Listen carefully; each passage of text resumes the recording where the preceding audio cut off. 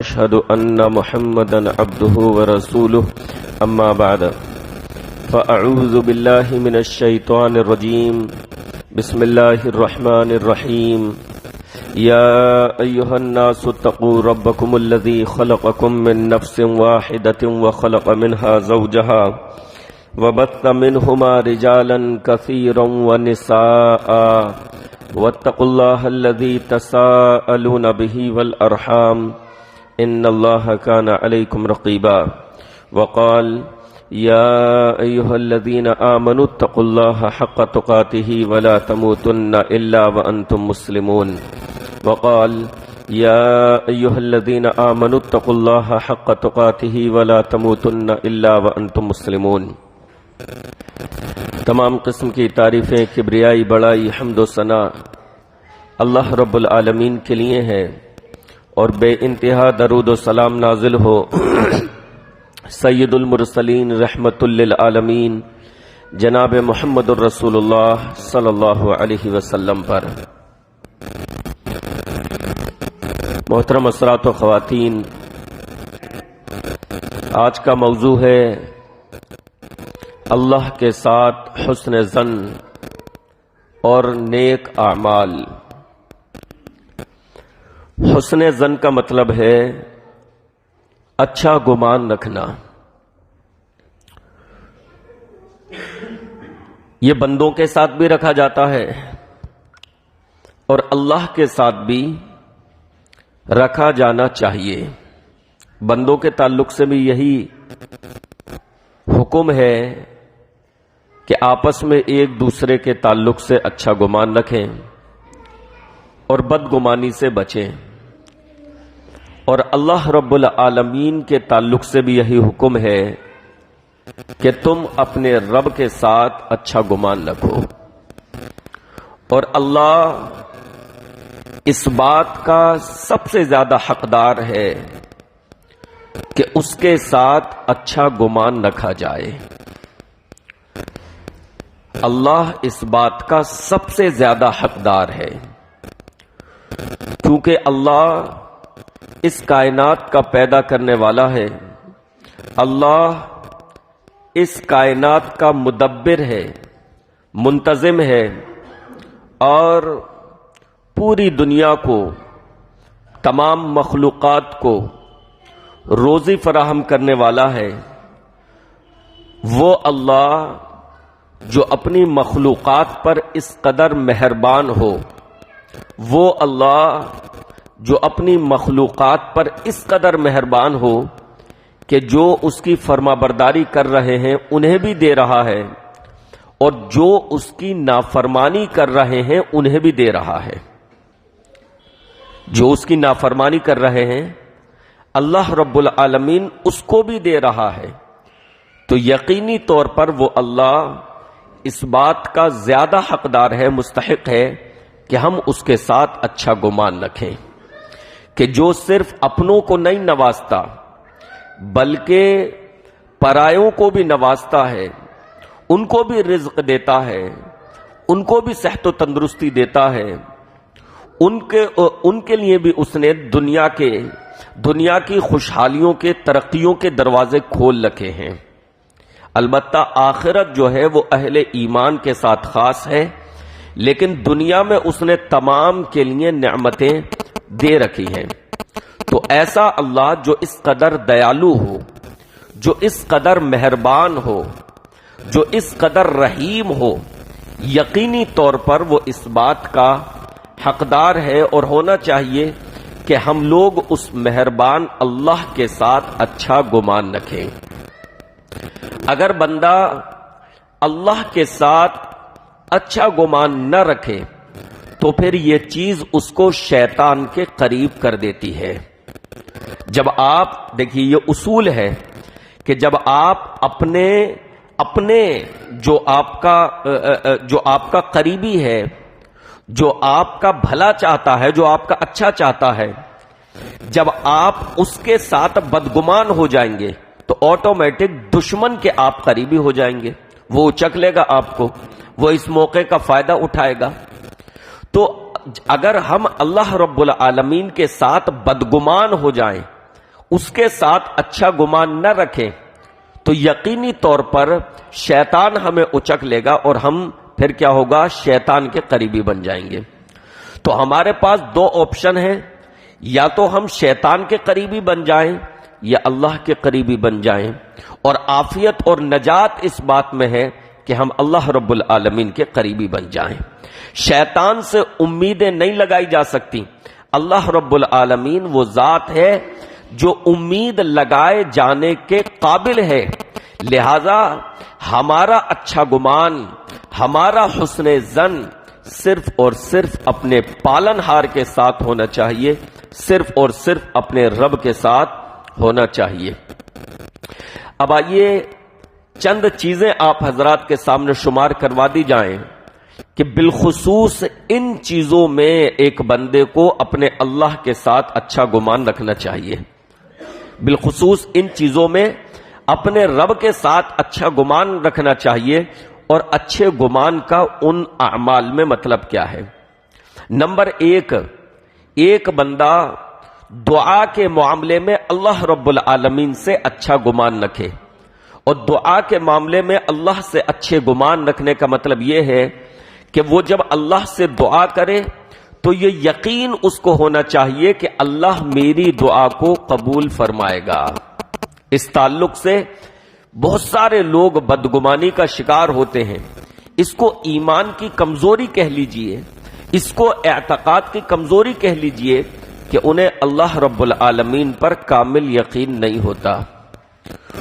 وہ دعا بھی اللہ سے مانگیں گے تو ان کے دل میں ایک وسوسہ سا رہتا ہے کہ پتہ نہیں اللہ رب العالمین میری دعا کو قبول فرمائے گا یا نہیں، جبکہ اللہ تعالی لاپرواہ دل کی دعا کو قبول ہی نہیں فرماتا۔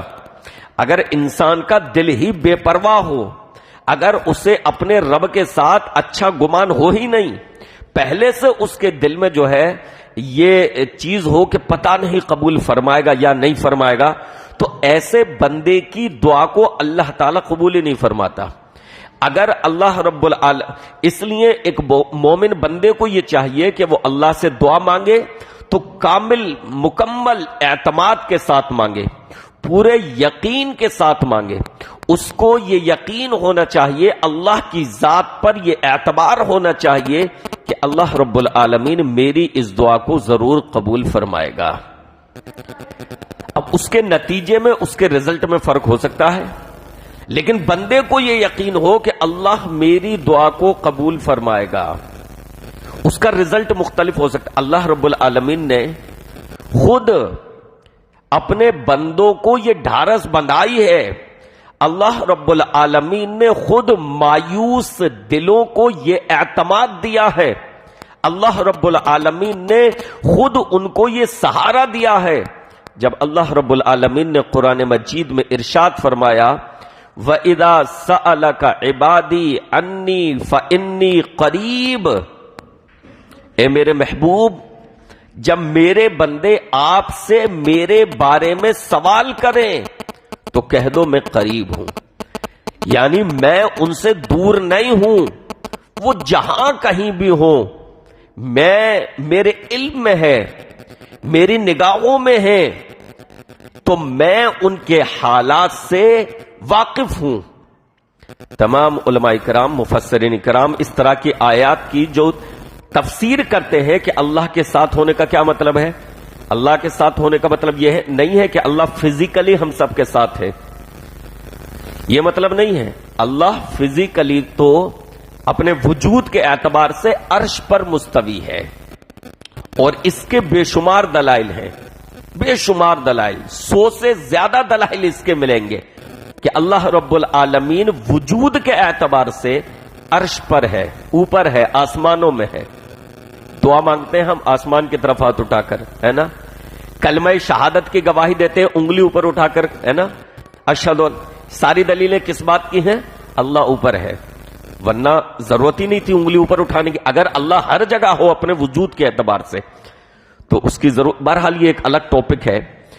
اسی طریقے سے اعمال اوپر کی طرف اٹھائے جاتے ہیں، تو بہت سارے دلائل ہیں۔ کچھ لوگوں کا عقیدہ ایسا ہے کہ اللہ ہر جگہ ہے، اللہ ہر جگہ فزیکلی نہیں ہے، علم کے اعتبار سے اللہ ہر جگہ ہے۔ اللہ کا علم سب کو محیط ہے، سب کا احاطہ وہ کیے ہوئے ہے، سب کی نگرانی کیے ہوئے ہے، سب کی حفاظت کیے ہوئے ہے۔ تو اللہ رب العالمین نے فرمایا اے نبی، جب میرے بندے تم سے میرے بارے میں سوال کریں تو کہہ دو کہ میں قریب ہوں، اجیب دعوت الداعی اذا دعانی، جب وہ مجھ کو پکارتا ہے، جب وہ مجھ سے دعا کرتا ہے تو میں اس کی دعا کو قبول کرتا ہوں۔ فَلْيَسْتَجِيبُوا لِي، لہذا انہیں چاہیے کہ وہ مجھ ہی سے دعا کریں۔ اللہ رب العالمین نے خود بندوں کو یہ ڈھارس بنائی ہے، اللہ رب العالمین نے یہ خود اعلان کیا ہے۔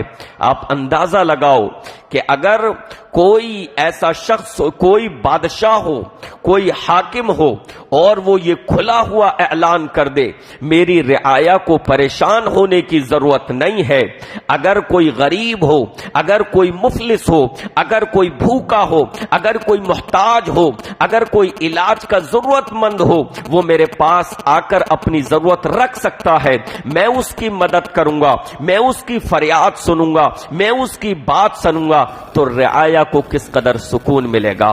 پھر اس کو اگر پریشانی ہوگی وہ بے جھجک اپنے بادشاہ کے دربار میں جا کر اپنی ضرورتیں وہاں رکھ سکتے ہیں۔ اللہ رب العالمین تو ان دنیاوی بادشاہوں سے زیادہ پاور رکھتا ہے، اللہ رب العالمین ان دنیاوی بادشاہوں سے زیادہ قادر ہے، ان سے زیادہ نوازنے والا ہے۔ وہ احکم الحاکمین یہ ارشاد فرما رہا ہے اجیب دعوت الداعی اذا دعانی، کہ جب میرا بندہ مجھ سے دعا کرتا ہے میں اس کی دعا کو قبول کرتا ہوں۔ تو ایک بندے کو اپنے رب کے ساتھ یہ اچھا گمان ہونا چاہیے کہ میں جب بھی اپنے رب کے ساتھ اپنے رب سے دعا کروں گا تو وہ میری دعا کو قبول فرمائے گا۔ لوگوں کو بدگمانی ہے، وہ یہ سمجھتے ہیں کہ اللہ ہماری دعا کو قبول نہیں فرماتا۔ اللہ، اور اس بدگمانی کے مختلف طریقے ہیں، ان کے ذہن میں شبہات بٹھائے گئے ہیں کہ اللہ کو پکارو گے تو اللہ تمہاری دعا کو قبول نہیں کرے گا۔ پھر کیسے قبول کروانی ہے؟ پھر قبول ایسے کروانی ہے کہ کسی اور کے دربار میں جاؤ، وہاں پر اپنی درخواست لگا کر آؤ، وہاں کے رجسٹر میں درج کروا کر آؤ، درگاہوں کا چکر کاٹو، مزاروں پر حاضری دو، وہاں کے پیر فقیروں کے پاس حاضری دو، ان کو نذرانہ دو۔ اللہ تو نذرانہ نہیں لے رہا نا، اور ان کا تو پیٹ ہے، جو قبر میں ہے وہ تو جا چکے اللہ کے گھر، لیکن وہاں جو بیٹے ہیں جبہ قبہ والے، دستار والے، ان کا تو پیٹ ہے نا، اس کو تو بھرنا ضرور، اسی کے لیے تو وہ تمام گورکھ دھندا شروع کر رکھا ہے۔ تو وہاں پر حاضری دو، وہاں پر نذرانہ پیش کرو، تو ان کے ذریعے پھر وہ جو ہے بابا سے کہیں گے اور وہ اللہ سے آپ کی دعا قبول کروائیں گے۔ اتنا لمبا پروسیس بتا دیا۔ سورۃ البقرہ میں اللہ کتنا مختصر پروسیس بتا رہا، کیا ہے؟ ذرا سا اجیب دعوت الداعی، اجیب دعوت الداعی اذا دعان، کتنا شارٹ پروسیس ہے اللہ کے یہاں۔ بندہ مجھے پکارتا ہے میں قبول کرتا ہوں، بیچ میں ہے کچھ؟ کتنا شارٹ پروسیس، بندہ مجھ سے دعا کرتا ہے میں قبول کرتا ہوں۔ اللہ نے کوئی پروسیس نہیں بتایا کہ وہ مجھ سے دعا کرے میں قبول نہیں کروں گا جب تک کہ وہ کسی بابا کے یہاں حاضری نہ دے، بزرگ کے رجسٹر میں درج نہ کروائے، کسی پیر فقیر سے نہ کہلوائے، کسی کا وسیلہ نہ لگائے، تب تک میں اس کی دعا قبول نہیں کروں گا۔ اللہ نے ایسا کچھ نہیں کہا۔ اللہ نے اتنا شارٹ پروسیس اتنا شارٹ پروسیس بتایا، اجیب دعوت الداعی اذا دعان، وہ بندہ مجھ سے دعا کرتا ہے میں اس کی دعا کو قبول کرتا ہوں۔ آگے اللہ نے فرمایا کہ لہذا چاہیے کہ وہ مجھ سے دعا کریں۔ اللہ یہ پروسیس بتا رہا ہے کہ وہ مجھ سے دعا کریں۔ یہ اللہ کے تعلق سے بدگمانی پھیلانا چاہتے ہیں کہ نہیں، اللہ سے ڈائریکٹ دعا نہیں کرو، اللہ تمہاری ڈائریکٹ دعا کو قبول نہیں فرمائے گا۔ بلکہ فلاں کے سہارے، فلاں کے وسیلے سے، فلاں کے طریقے سے فلاں جگہ حاضری دو، تب اللہ تمہاری دعا کو قبول فرمائے گا۔ اللہ کے ساتھ بدگمانی اور ان کے ساتھ خوشگمانی، یہ تمہاری دعا کو ڈائریکٹ قبول کر لیں گے؟ ان آستانوں پہ حاضری دو گے، ان آستانوں پہ حاضری دو گے تو تمہاری دعا ان تک ڈائریکٹ پہنچے گی، لیکن اللہ تک ڈائریکٹ نہیں پہنچ سکتی۔ تو اللہ کے ساتھ بدگمانی پھیلا رکھی ہے اور بندوں کے ساتھ جو ہے خوشگمانی پھیلا رکھی کہ یہ تمہاری دعا کو ڈائریکٹ قبول فرما۔ میرے بھائیوں، اللہ کے ساتھ دعا کے معاملے میں حسن ظن یہ ہے کہ اللہ رب العالمین کے بارے میں یہ عقیدہ رکھا جائے کہ اللہ میری دعا کو قبول فرماتا ہے۔ پھر دعا کے آداب ہو سکتے ہیں، دعا کے آداب ہیں، ان پر عمل کیجئے، اس حد تک تو بات ٹھیک ہے۔ دعا کے آداب ہیں، جیسا کہ اللہ کے نبی علیہ الصلوۃ والسلام نے ایک شخص کو دعا مانگنے کا طریقہ بتایا کہ دعا مانگنے کا طریقہ کیا ہے، اور کس سے؟ اللہ سے۔ کسی اور سے دعا مانگنے کا طریقہ نہیں بتایا، کس سے دعا مانگنے کا طریقہ بتایا؟ اللہ سے۔ کیا طریقہ بتایا؟ طریقہ یہ بتایا، حدیث میں ہے کہ اللہ کے نبی علیہ الصلوۃ والسلام نے طریقہ بتایا کہ سب سے پہلے اللہ رب العالمین کی حمد بیان کی جائے، اللہ کی تعریف بیان کی جائے۔ سب سے پہلے دعا میں اللہ کی تعریف بیان کی جائے، اللہ کی حمد بیان کی جائے، الحمدللہ رب العالمین، یہ الفاظ کہہ سکتے ہیں، یا اپنی زبان میں آپ کہہ سکتے ہیں کہ تمام تعریفیں اللہ کے لیے ہیں، ساری کبریائی، ساری بڑائی اللہ کے لیے ہے، ساری تعریفوں کا مالک اللہ ہے۔ ان الفاظ میں سے جو بھی آسان ہو اپنی ٹوٹی پھوٹی زبان میں کہہ سکتے ہیں۔ اللہ فصاحت و بلاغت نہیں دیکھتا کہ بندہ بڑے ہی ادیبانہ انداز میں جملے کہے گا تبھی اللہ دعا قبول فرمائے گا، نہیں۔ بندہ اپنی ٹوٹی پھوٹی الفاظ میں، ٹوٹے پھوٹے جملوں میں جس انداز میں اللہ کی تعریف بیان کر دے، اللہ خوش ہوتا ہے۔ اللہ کو نہیں چاہیے فصاحت و بلاغت، اللہ کو نہیں چاہیے ادیبانہ جملے، اللہ ایسے متاثر نہیں ہوتا کہ بہت ادیبانہ جملے چاہیے، مرصع اور مرقع عبارتیں چاہیے۔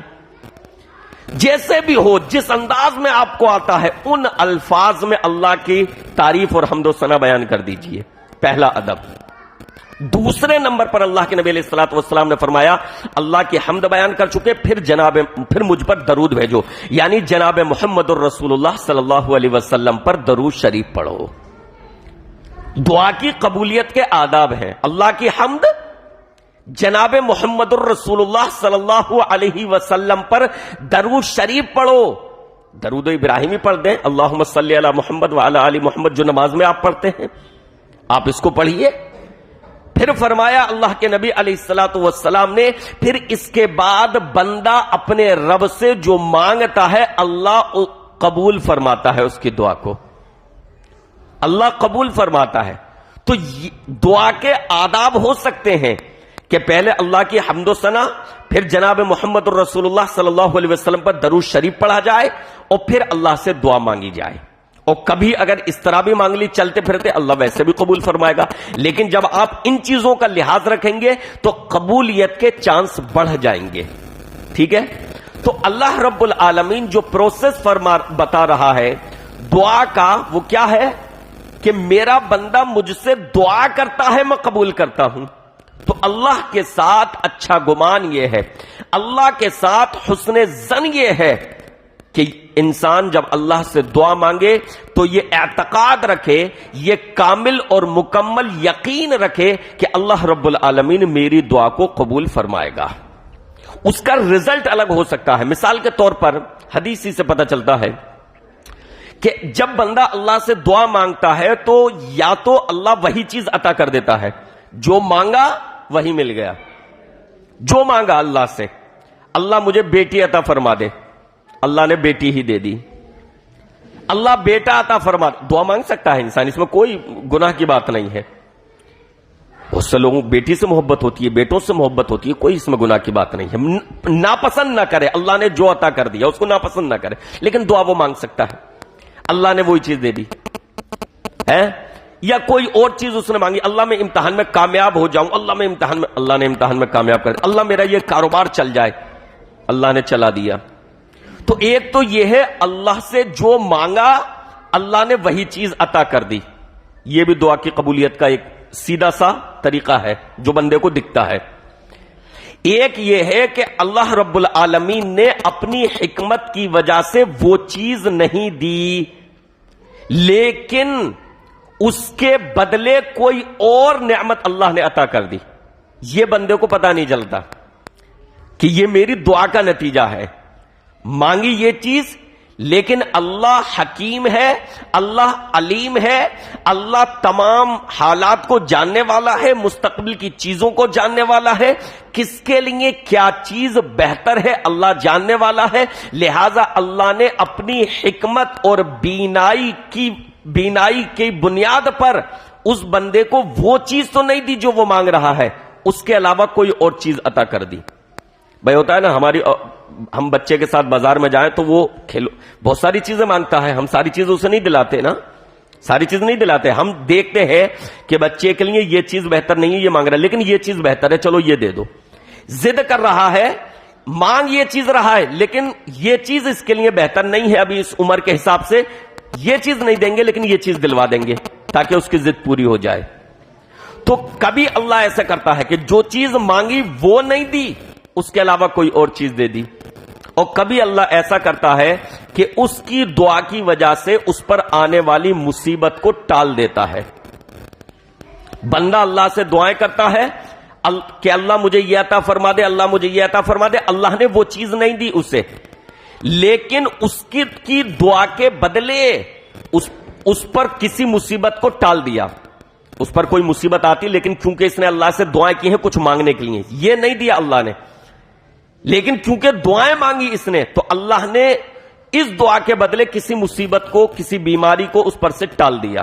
یہ بھی دعا کی قبولیت کا ایک تصویر ہے، یہ بھی اس کی دعا کی قبولیت کی ایک طریقہ ہے۔ اس کا بھی بندے کو عام طور سے پتہ نہیں چلتا۔ ہم پر آنے والی نہ جانے کتنی مصیبتیں ممکن ہے اللہ رب العالمین نے ٹال دی ہو دعاؤں کے نتیجے میں، اور ہمیں یہ لگ رہا ہو کہ یار ہم نے اللہ سے جو چیز مانگی تھی ہمیں ملی ہی نہیں، بندہ اللہ سے بدگمان ہو جاتا ہے، جبکہ اسے سمجھنا چاہیے کہ اللہ رب العالمین نے ممکن ہے اس دعا کے بدلے میں کوئی مصیبت ٹال دی ہو ہم پر سے جو ہمیں پتہ ہی نہیں ہے۔ اور ایک اور چیز ہے کہ ممکن ہے اللہ رب العالمین اس دعا کے نتیجے میں نہ وہ چیز دے، نہ اس کے علاوہ کوئی چیز دے، نہ مصیبت کو ٹالے، بلکہ اللہ اس دعا کے بدلے اس کا اجر و ثواب محفوظ رکھے گا اور آخرت میں اس کو ثواب عطا فرمائے گا دعا کے بدلے۔ بندہ وہاں پر دیکھے گا کہ اللہ یہ نیکیاں میرے نامہ اعمال میں کب آئیں، میں نے تو اتنی نیکیاں کی نہیں، تب اس کو پتا چلے گا کہ بندے تو جو مجھ سے دعائیں کرتا تھا بہت زیادہ اور میں وہ چیز نہیں دیتا تھا تجھے، یہ اس کے بدلے اس کے عوض یہ اجر و ثواب ہے، تو بندہ خوش ہوگا کہ مجھے میری دعاؤں کا اجر و ثواب ملا ہے۔ اور اس دن ہر شخص کو ایک ایک نیکی کی ضرورت ہوگی۔ تو صحابہ اکرام نے کہا تھا اللہ کے رسول صلی اللہ علیہ وسلم یہ معاملہ ہے تو ہم اللہ سے خوب دعائیں کریں گے، بھئی فائدہ ہی فائدے میں ہے، کوئی نقصان کا معاملہ ہی نہیں ہے، فائدہ ہی فائدہ ہے، تو ہم اللہ سے خوب دعائیں کریں گے۔ اللہ کے نبی نے فرمایا پھر اللہ بھی خوب دینے والا ہے، اس کے بھی خزانے میں کمی نہیں ہے، خوب دعائیں کرو۔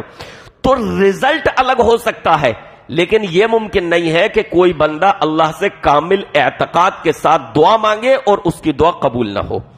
ان چاروں شکلوں میں سے کسی بھی شکل میں اللہ دعا قبول فرمائے گا، لیکن اس کی دعا کو قبول فرمائے گا۔ تو ایک بندے کو دعا کے معاملے میں اللہ سے ہمیشہ اچھا گمان رکھنا چاہیے، حسن ظن رکھنا چاہیے، یہ اعتقاد رکھنا چاہیے کہ اللہ تعالیٰ میری دعا کو قبول فرمائے گا۔ نمبر 2، عبادت اور اعمال صالحہ، عبادت اور نیک اعمال، اس کے تعلق سے بھی بندے کو اللہ کے ساتھ اچھا گمان رکھنا چاہیے کہ میں جو اللہ کی عبادت کر رہا ہوں اللہ میری عبادتوں کو قبول فرمانے والا ہے۔ اور جب انسان کے اندر یہ اچھا گمان ہوگا نا تو اس کی عبادت میں نکھار پیدا ہو جائے گا، پھر اس کی عبادت میں پابندی آ جائے گی، اس کی عبادت میں پائیداری آ جائے گی۔ اگر اس کا دل غافل ہے، اگر وہ رب کے ساتھ بدگمان ہے کہ پتہ نہیں اللہ تعالیٰ میری عبادت کو قبول فرماتا بھی ہے یا نہیں، پتہ نہیں اللہ میری نماز کو قبول فرماتا بھی ہے یا نہیں، میری خدمت کو اللہ قبول فرماتا ہے بھی ہے یا نہیں، تو اس کی طبیعت پھر عبادت میں نہیں لگے گی۔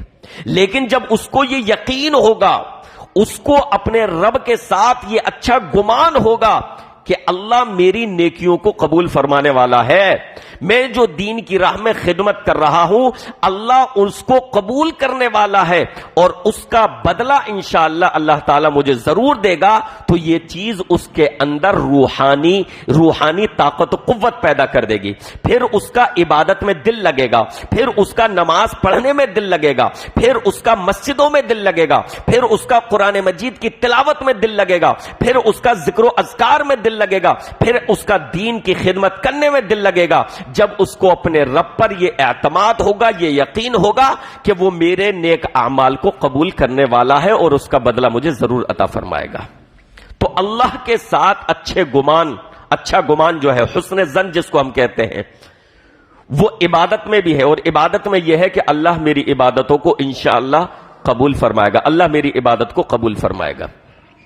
نمبر 3، تیسری چیز اللہ رب العالمین کے ساتھ اچھے گمان کی، وہ یہ ہے کہ جب بندہ اللہ سے توبہ کرے تو اسے یہ یقین ہونا چاہیے کہ اللہ میری توبہ کو قبول فرمانے والا ہے.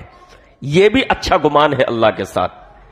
بندے کے اندر یہ نہیں ہو کہ یار گناہ ہو گیا مجھ سے، توبہ تو کر لوں، لیکن اب کیا ہوتے نا بہت سارے لوگ کہ اب ہماری 50 سال کی زندگی گزر گئی، ہم نے نماز نہیں پڑھی ڈھنگ سے، ہم نے کبھی مسجدوں کا رخ نہیں دیکھا، اب کیا توبہ کریں، اب اللہ کیا قبول فرمائے گا؟ نہیں میرے بھائیوں، نہیں. جان حلقوم میں آ جائے، آخری وقت ہو ایک دم، جب موت کے فرشتے نظر آ جاتے ہیں، اس سے پہلے اللہ رب العالمین توبہ قبول فرماتا ہے. اگر موت سے 5 منٹ پہلے بھی آخری وقت میں انسان توبہ کر لے سچے دل کے ساتھ، اللہ اس کی توبہ کو قبول کر لے گا. پھر یہ نہیں ہے کہ اس نے 50 سال کی زندگی نافرمانیوں میں گزاری، یا 60 سال کی زندگی، 80 سال کی اس نے زندگی نافرمانیوں میں گزار دی اور توبہ کے بعد اسے کسی نماز پڑھنے کا موقع نہیں ملا، توبہ کے بعد اسے نیک اعمال کا موقع نہیں ملا ہے. نہیں، اس نے اگر آخری وقت میں بھی اللہ نے اسے توبہ کی توفیق عطا فرما دی اور وہ توبہ کرتا ہے، وہ اللہ وہ مہربان اس کی توبہ کو قبول فرمانے والا ہے. لہذا ہمیں یہ سوچ کر توبہ سے نہیں رکنا چاہیے کہ اب اللہ ہماری توبہ کو قبول نہیں فرمائے گا. کتنے لوگ دین کی طرف آنے سے صرف اس وجہ سے رکے رہتے ہیں کہ وہ اللہ سے بدگمانی کے شکار ہیں، اللہ کے ساتھ بدگمانی کے شکار ہیں. وہ یہ سمجھتے ہیں کہ ہماری 50 سال کی زندگی، ہماری 60 سال کی زندگی جو ہے نافرمانیوں میں گزر گئی ہے، اس دوران ہم نے نمازیں نہیں پڑھی ہیں، اس دوران ہم نے مسجدوں کے دروازے نہیں دیکھے ہیں، لہٰذا اب توبہ کر کے کیا فائدہ؟ ہماری پوری زندگی ظلم و زیادتی میں گزر گئی، نامناسب حرکات میں گزر گئی، اللہ کی نافرمانیوں میں گزر گئی. اب آخری وقت میں 50 سال کے بعد، 60 سال کے بعد توبہ کر کے کیا فائدہ؟ کتنے لوگ اس وجہ سے توبہ سے رکے رہتے ہیں. ایسے بھائیوں کو، ایسے بہنوں کو سمجھنا چاہیے کہ توبہ کرنے کے اللہ کے یہاں کسی عمر کی کوئی قید نہیں ہے، کسی وقت کی کوئی قید نہیں ہے. جب دل اللہ کی طرف مائل ہو جائے، جب اللہ توفیق عطا فرما دے، جب انسان کو اچھے برے کی پہچان ہو جائے، جب انسان کو احساس ہو جائے کہ اب تک کی میری زندگی درست نہیں گزر رہی تھی، جب اس کے ماتھے پر ندامت کی لکیریں ظاہر ہو جائیں، جب اس کو احساس ہو جائے، تب اس کو اللہ سے توبہ کر لینی چاہیے اور اس وقت سے اپنی بہتر زندگی کا آغاز کرنا چاہیے. عمر کچھ بھی ہو، داڑھی کے بال سفید ہو گئے ہوں، سر کے بال سفید ہو گئے ہوں، گناہ اس نے کتنے بڑے کیے ہوں، اللہ کی رحمت سے زیادہ نہیں ہوں گے. اللہ کی رحمت جس قدر وسیع ہے، اس سے زیادہ اس کے گناہ رب کعبہ کی قسم نہیں ہوں گے. اللہ کی رحمت کے بارے میں اگر جان لو، اللہ کی مہربانی کے بارے میں اگر جان لو، تو توبہ کرنے سے ہم میں سے کوئی بھی شخص کبھی نہ ہچکچائے. اللہ کے نبی علیہ الصلوۃ والسلام کے پاس ایک مرتبہ کچھ جنگی قیدی لائے گئے.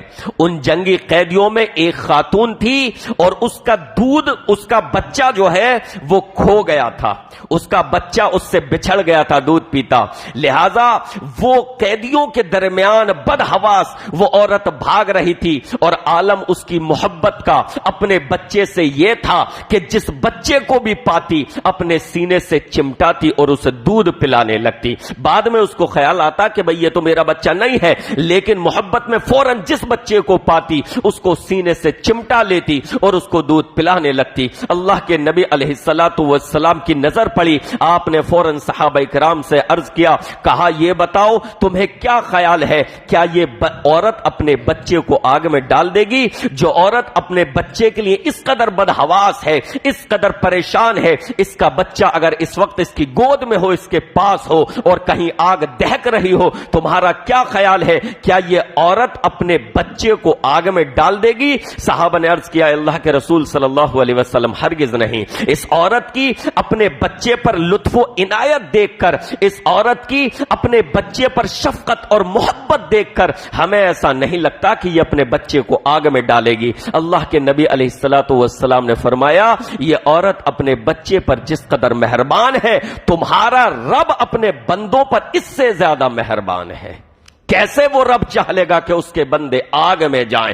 وہ رب نہیں چاہتا کہ اس کے بندے آگ میں جائیں، لیکن بندے خود اپنے اوپر ظلم کریں، خود شرک کی دہکتی ہوئی بھٹی میں جلتے رہیں اور اپنے آپ کو آگ کا حقدار بنا لیں، تو وہ رب کیا کرے؟ وہ رب تو چاہتا ہے کہ شرک و بدعات کو چھوڑ دیں، وہ رب تو چاہتا ہے میرے بندے معاصی کو چھوڑ دیں، گناہوں کو چھوڑ دیں اور میرے دربار میں آ کر مجھ سے توبہ کر لیں. اس وجہ سے جب بندہ اللہ سے توبہ کرتا ہے، اللہ رب العالمین بے انتہا خوش ہوتا ہے اور اس کی توبہ کو قبول فرما لیتا ہے. یہ اس بات کی دلیل ہے کہ اللہ نہیں چاہتا کہ اس کے بندے آگے میں جائیں. پھر ہم اپنے رب سے بدگمان کیوں ہو کہ اللہ ہماری توبہ قبول نہیں کرے گا؟ ہم اپنے رب سے بدگمان کیوں ہو کہ ہمارا یہ گناہ بہت بڑا ہے، اللہ نہیں قبول کرے گا؟ نہیں، اللہ قبول کر لے گا توبہ کو، الا یہ کہ معاملے کا تعلق حقوق العباد میں سے ہے.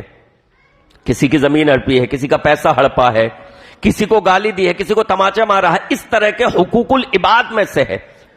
تو اس کا ہم جو ہے وہ چیز ادا کر دیں، اس معاملے کا نپٹارا کر دیں. کسی کا زمین ہڑپی ہے، زمین اس کی واپس کر دیں. کسی کے مال چوری کیا ہے، اس کا مال واپس کر دیں. تو توبہ میں یہ چیز شرط ہے. اگر حقوق العباد سے متعلق ہے تو بندے کی وہ چیز ادا کرنا یہ اس میں شامل ہے. لیکن جہاں تک معاملہ ہے عام گناہوں کا، عام معاصی کا، کتنا بھی بڑا گناہ ہو، ایک بندے کو کبھی بھی یہ نہیں سوچنا چاہیے کہ اللہ میری توبہ کو قبول نہیں فرمائے گا. نہیں، اللہ سے اللہ کے سامنے شرمندہ ہو، اللہ کے سامنے نادم ہو اور اللہ سے سچے دل کے ساتھ اگر توبہ قبول کی جائے، اللہ توبہ کو قبول فرماتا ہے. حتیٰ کہ سمندر کے جھاگ کے برابر بھی اگر بندے کے گناہ ہو، اللہ رب العالمین اس پر اپنی معافی کے قلم کو چلا دے گا اور سمندر کے برابر گناہوں کو بھی اپنے بندے کے معاف فرما دے گا. بس سچے دل سے توبہ کرنے کی ضرورت ہے. تو توبہ کے معاملے میں اللہ کے ساتھ اچھا گمان رکھنا کہ اگر ہم اللہ سے توبہ کریں گے تو اللہ ہماری توبہ کو قبول فرما لے گا. عمر کچھ بھی ہو، ایج کچھ بھی ہو، 50 سال کی عمر میں، 60 سال کی عمر میں، لیکن انتظار نہ کریں کہ ابھی تو میری 30 سال کی عمر میں دیکھا جائے گا، 60 سال کی عمر میں اللہ سے توبہ قبول کر دوں، اللہ سے توبہ کر لوں گا. مولانا صاحب نے تقریر کی ہے لہذا اللہ تو توبہ قبول کرے گا. نہیں، موت کا کسی کو نہیں معلوم، اور جب موت آتی ہے تو توبہ کرنے کی مہلت بھی نہیں ملتی، اچانک آ جاتی ہے. کتنے لوگ سوئے اور سوتے رہ گئے. سنے ہیں ایسے حادثہ یا نہیں؟ سوئے سوتے رہ گئے. بائک پہ ہے اچانک حادثہ ہو گیا، اللہ محفوظ فرمائے سب کو. گاڑی میں ہے اچانک حادثہ ہو گیا. تو اگر ہم ٹال مٹول کریں اس وجہ سے کہ بعد میں توبہ کر لیں گے تو ہم سے بڑا بے وقوف کوئی نہیں ہے. جب اللہ نے مہلت دے دی اور ہمیں اچھے برے کی پہچان ہو گئی، اپنے گناہوں پر ہمیں ندامت ہو گئی، تو فوراً اللہ سے توبہ کر کر اپنی نئی زندگی کی شروعات کر دیں کہ انشاءاللہ اب سے ہم اللہ کی اطاعت و فرما برداری کریں گے. تو اللہ کے ساتھ توبہ کے معاملے میں اچھا گمان رکھیں. نمبر 4، اللہ کے ساتھ اچھے گمان کے معاملے میں چوتھی چیز یہ ہے کہ پریشانیاں اگر بندے پر آئیں، مصیبتیں اگر بندے پر آئیں، تو اس کے بارے میں بھی ایک بندہ اللہ رب العالمین کے ساتھ اچھا گمان رکھے کہ اللہ رب العالمین کی طرف سے یہ جو مجھ پر پریشانیاں ہیں، یہ جو مجھ پر مصیبتیں ہیں، یہ میری آزمائش ہے. اللہ سے بدگمان نہ ہو. دو حالتیں ایک بندے کی ہو سکتی ہیں، یا تو یہ کہ اس کی زندگی گناہوں میں گزر رہی ہے، معاصی میں گزر رہی ہے، تب اس پر پریشانیاں آتی ہیں، تب وہ یہ سمجھے کہ ممکن ہے میرے معاصی کا، میرے گناہوں کی وجہ سے یہ اللہ کی گرفت ہو، لہذا اسے چاہیے کہ گناہوں کو چھوڑ دے، اپنی زندگی سیدھی راہ پر لگا لے. دوسری شکل یہ ہے کہ انسان پر پریشانی آتی ہیں حالانکہ وہ شخص بالکل ٹھیک ٹھاک ہے، نمازیں پڑھتا ہے، عقیدہ درست ہے اس کا، لوگوں پر ظلم و زیادتی نہیں کرتا، تمام معاملات اس کے درست ہیں، اس کے باوجود اس پر پریشانی آ رہی ہے، تو وہ یہ سمجھے کہ اللہ رب العالمین کی طرف سے مجھ پر یہ آزمائش ہے. اللہ سے بدگمان ہو کر وہ نیکیوں کو نہ چھوڑ دے کہ یار میرا سارا معاملہ ٹھیک ہے، اس کے باوجود مجھ پر پریشانی، چلو جاؤ میں نہیں پڑھتا نماز، میں نہیں جاتا مسجد. نہیں، ایسا نہ کرے، بلکہ وہ یہ سمجھے کہ اللہ کی طرف سے یہ پریشانیاں ہیں تو اس کا مطلب یہ ہے اللہ مجھ سے مزید محبت کرتا ہے، اور غیر شعوری طور پر مجھ سے جو گناہ ہو جاتے ہیں اللہ ان کو دنیا ہی میں معاف کرنا چاہتا ہے اور آخرت میں ان گناہوں کی سزا نہیں دینا چاہتا. حدیث سے پتہ چلتا ہے کہ پریشانیوں کی وجہ سے انسان کے گناہ معاف ہوتے ہیں، حتیٰ کہ انسان کے پاؤں میں اگر کانٹا بھی چبھتا ہے، مسلمان کے پاؤں میں، مومن کے پاؤں میں اگر کانٹا بھی چبھتا ہے، اس کی وجہ سے بھی اللہ تعالیٰ اس کی خطاؤں کو، اس کی لغزشوں کو، اس کے گناہوں کو معاف فرماتا ہے. اور اگر اس کے نامہ اعمال میں گناہ نہ ہو تو اللہ تعالیٰ اس کی وجہ سے اس کے درجات کو بلند فرماتا ہے. تو پریشانی اور مصیبت میں کبھی بھی اللہ سے بدگمان نہیں ہونا چاہیے، بلکہ پریشانی اور مصیبت میں انسان صبر سے کام لے اور استقامت سے کام لے اور نیکی کی راہ پر ڈٹا رہے، اللہ رب العالمین کی اطاعت و فرما برداری کرتا رہے، اللہ رب العالمین سے اچھا گمان رکھے. پانچویں چیز اللہ کے ساتھ اچھا گمان آخری وقت میں، جبکہ انسان کا ایک دم آخری وقت ہو، موت کا، اللہ سے اچھا گمان رکھے کہ اللہ میرے ساتھ رحمت کا معاملہ فرمائے گا. دنیا میں جب تک ہے تو دو چیزیں ہیں، جب تک وہ ایک عام نارمل زندگی گزار رہا ہے کہ اللہ کے عذاب سے ڈرے، خوف بھی ہونا چاہیے اور رجا بھی، خوف بھی اور امید بھی، دونوں چیزیں. لیکن جب اس کا آخری وقت ہو، بستر پر پڑا ہے، ایسی بیماری ہے کہ لگتا ہے اب چلا جاؤں گا، آخری وقت، اس وقت امید کا پلڑا اس کا بھاری ہونا چاہیے. اللہ کے نبی علیہ الصلوۃ والسلام حضرت جابر رضی اللہ عنہ فرماتے ہیں، جابر رضی اللہ عنہ قال سمعت رسول اللہ صلی اللہ علیہ وسلم یقول قبل موتہ بثلاثۃ ایام، اللہ کے نبی علیہ الصلوۃ والسلام سے میں نے آپ علیہ الصلوۃ والسلام کی وفات کے 3 دن پہلے یہ الفاظ سنے. یعنی اللہ کے نبی علیہ الصلوۃ والسلام کا آخری وقت تھا، آپ کی وفات میں بھی 3 دن باقی تھے، اس وقت اللہ کے نبی علیہ الصلوۃ والسلام نے یہ کلمات فرمائے، لا یموتن احدکم الا وہو یحسن الظن باللہ، رواہ مسلم، کہ تم میں سے کوئی بھی شخص جب مرے تو اس کو اللہ کے ساتھ اچھا گمان ہونا چاہیے. مرے کا مطلب ایک دم موت کے وقت تو نہیں، اس وقت تو اسے ہوش و حواس ہی نہیں رہتا، یعنی جب اس کا آخری وقت ہو، وہ بستر پر پڑا ہو، وہ بیماری میں پڑا ہو، تو آخری وقت جب اس کا ہو تو اس کو اللہ کے ساتھ اچھا گمان رکھنا چاہیے کہ انشاءاللہ اللہ میرے گناہوں کو معاف فرما دے گا. اور یہ اس وجہ سے کہ جب وہ اللہ کے ساتھ آخری وقت میں اچھا گمان رکھے گا تو اس کی یہ چیز اس کو توبہ کرنے پر ابھارے گی، وہ اللہ سے توبہ کرے گا، اللہ میرے گناہوں کو معاف فرما دے، اللہ میری لغزشوں کو معاف فرما دے، اللہ میں نے اپنی زندگی بہت کوتاہیوں میں گزاری ہے، پوری ریل اس کے ذہن پر گھوم رہی ہوگی اور وہ اپنے ان گناہوں کو یاد کر کے رو رہا ہوگا، اللہ سے معافی کی درخواست کر رہا ہوگا. اگر اسے اللہ کے ساتھ اچھا گمان ہوگا، اور اگر بدگمانی ہوگی تو وہ توبہ کرے گا ہی نہیں. اس وجہ سے حکم دیا کہ تم میں سے کسی بھی شخص کی جب وفات کا وقت ہو، موت کا وقت ہو، تو اسے اللہ کے ساتھ اچھا گمان رکھنا چاہیے کہ اللہ اس کو معاف فرما دے گا، اللہ کی رحمت اس کو ڈھانپ لے گی. آخری چیز میرے بھائیوں، یہ تو ساری چیزیں ہو گئیں اللہ کے ساتھ اچھے گمان کی.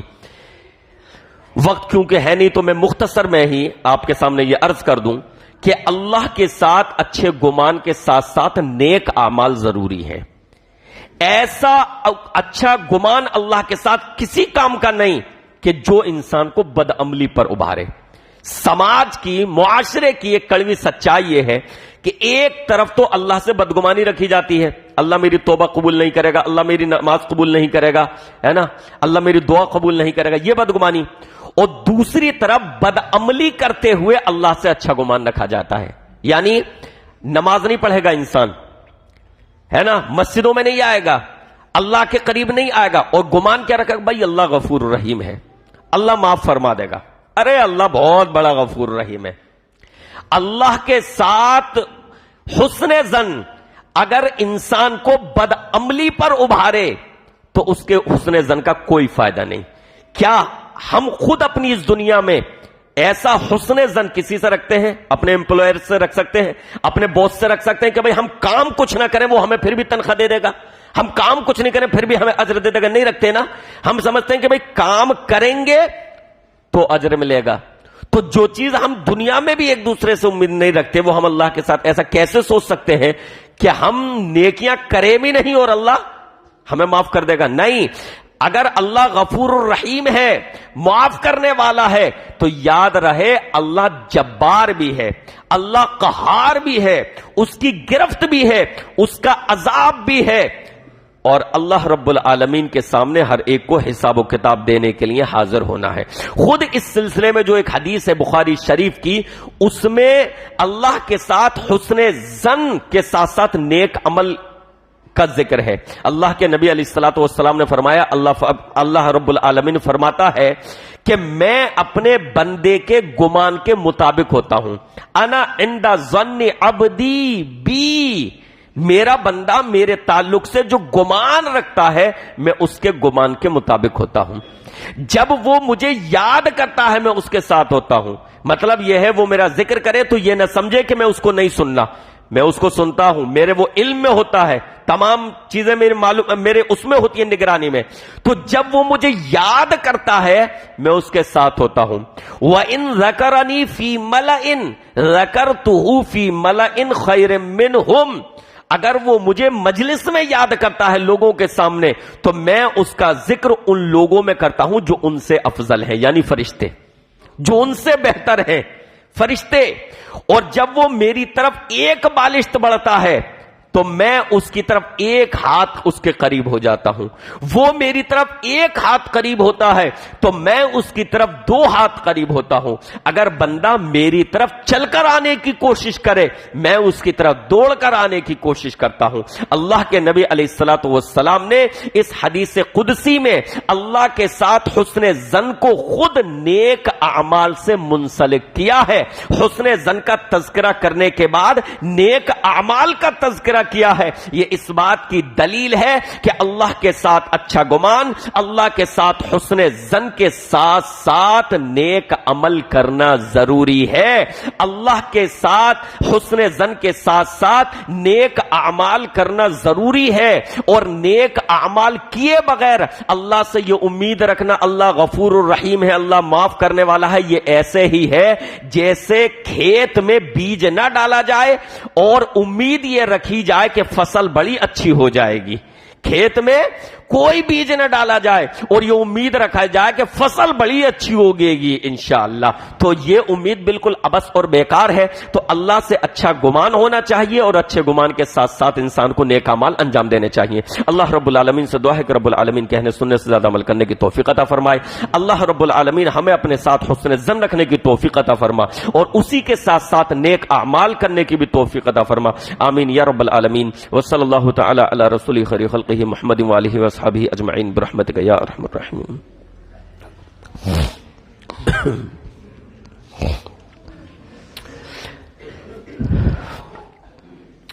علی رضا بھائی، ایک اعلان کرنا تھا. علی رضا بھائی جو ہے ان کی والدہ کی کافی طبیعت خراب ہے اور وہ سفر پر گئے ہوئے ہیں، تو اللہ رب العالمین سے دعا فرمائے کہ اللہ رب العالمین ان کی والدہ کے ساتھ آسانی فرمائے، انہیں شفا عطا فرمائے اور ان کے ساتھ آسانی کا معاملہ فرمائے۔ اللہ رب العالمین ان کے گناہوں کو، ان کی لغزشوں کو معاف فرمائے۔ اللہ جتنے لوگ بیمار ہیں سب کو شفا عطا فرما، سب کی پریشانیاں دور عطا فرما۔ اللہ جتنے لوگ بھی پریشان حال ہیں سب کی پریشانیوں کو دور فرما، جن پر مصیبتیں ہیں اللہ ان کی مصیبتوں کو دور فرمائے۔ اللہ جن پر قرض ہے اللہ تعالیٰ ان کے قرض کو دور، قرض کی ادائیگی کے راستے ہموار فرمائے۔